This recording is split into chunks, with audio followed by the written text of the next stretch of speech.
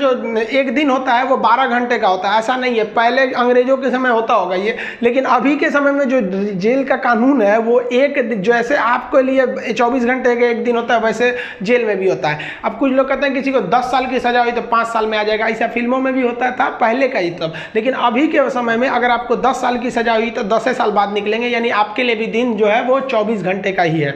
और दूसरा कुछ लोग को लगता है कि उम्र कैद में आदमी 14 साल में छूट जाता है। देखिए उम्र कैद का मतलब होता है कि आपको जिंदगी भर जेल रहना, आजीवन कारावास रहना है।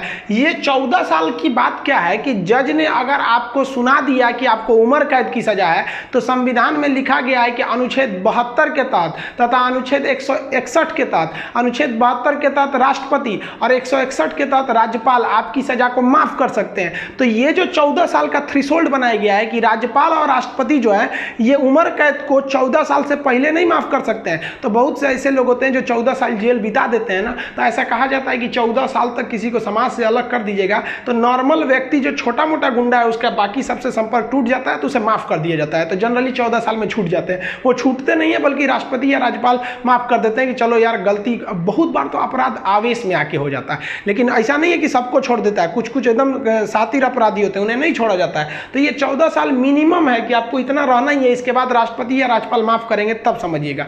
अब एक चीज देखेंगे कि जब जज जो होता है जब फांसी की सजा सुनाता है तो दो चीजें इस पे ध्यान दीजिएगा। फांसी की सजा सुनाने के बाद वो स्याही को, कलम को तोड़ देता है। वो इस बात का संकेत है कि अब हम आपके ये जो फांसी की सजा सुना दिए हैं ना, हम जज होने के बावजूद भी अब इसमें कुछ बदलाव नहीं कर सकते, यानी ये कलम अब मेरी किसी काम की नहीं रहेगी, क्योंकि हम ये कलम रहने के बावजूद आपकी सजा में अब कुछ चेंजिंग नहीं कर सकते। इसलिए जज को बड़ा सोच समझ के फांसी की सजा सुनानी पड़ती है और तोड़ देता है। ये तोड़ने की प्रक्रिया एक संकेत है, ऐसा नहीं है कि उसमें तो दूसर कलम से नहीं लिख देगा, ये केवल एक दिखाने के लिए संकेत होता है। कैसे दुल्हा जाता है तो एक परछावना होता है उसका, वैसे एक तरह से समझिए। तो ये, और इस पे लिखा जाता है टू हैंग टिल डेथ, लटकाओ तब तक जब तक मर न जाए। क्योंकि इतिहास में एक बार घटना हुई थी, एक जज साहब ने फैसला सुना दिया था कि इस अपराधी को फांसी पर लटका दिया जाए। अब जब उसे लटकाया गया तो कहा जाता है कि वकील जो था वहां पे ऑब्जेक्शन कर दिया कि लटका दिए अब हटा दीजिए, क्योंकि आपने ये कहा है कि लटकाया जाए तब तक जब तक ये मर न जाए। अब तो लटकाने का फैसला दिए थे, फांसी पर लटक गया, आप जल्दी उतारिए। इस तरह की एक कई सारे पहले के मिथ हैं। अब इसके 100% सत्यता की हम गारंटी नहीं लेते हैं क्योंकि ऐसी कहानियां बहुत हैं। तो वो लिख देता है कि हैंग टिल डेथ, तब तक लटकाइए जब तक ससुरा मर नहीं जाता है। तो फांसी की जब सजा दी जाती है तो जल्लाद जब सजा दे देता है तो वहाँ एक मजिस्ट्रेट रहते हैं, एक डॉक्टर रहता है और जेल सुपरिटेंडेंट रहता है। फांसी पे लटके ही रहिएगा, डॉक्टर चेक करेगा ससुरा अभी बचल है, छोड़ दो अभी 10 मिनट और छोड़ दो। तब तक डॉक्टर नहीं कह देता जब तक कि मर नहीं गए, तब तक आपको लटकैले रह जाएगा। फांसी जो है वो अक्सर मॉर्निंग में ही दी जाती है, क्योंकि जेल प्रशासन के ऊपर सबसे बड़ी जिम्मेदारी फांसी की होती है। वो सुबह सुबह इसे निपटा देना चाहता है और सुबह के समय जनता मीडिया भी उतने ज़्यादा एक्टिव नहीं होती है। खैर ये सेकेंडरी वजह होता है।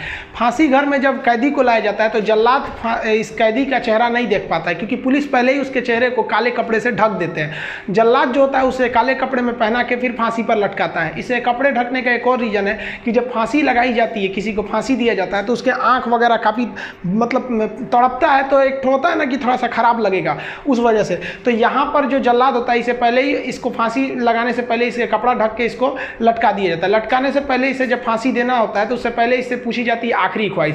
यहाँ वो अपने पसंद का खाना खाने को कह सकता है, अपने रिश्तेदारों से मिल सकता है, या कोई धार्मिक ग्रंथ कह सकता है कि हम उसको पढ़ना चाहते हैं। इससे ज़्यादा उसकी कोई ख्वाहिश नहीं पूरी की जाएगी। ऐसा नहीं कहेगा कि हमको मर्सिडीज में घुमा दीजिए, ये मरने वाला होता है, इसकी ख्वाहिश क्या बची रहती है। इन सबको तो अपने तबीयत खराब हो जाता है।